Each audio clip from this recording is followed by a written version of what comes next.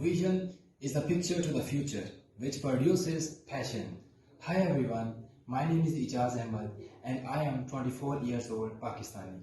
I have two long-term goals. Number one, to raise research standards in Pakistan, particularly in the field of metallurgy and materials, to overcome growing losses to the economy. Number two, to help students financially and morally who belongs to less developed areas. As I am also son of a laborer, but it is not necessary for the son of a laborer to become a laborer. My father always told me we never get what we wish for. Instead, we get what we work for.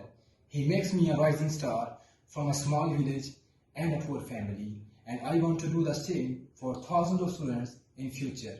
And Fullbright is the first and the most important step towards this long journey. Thank you.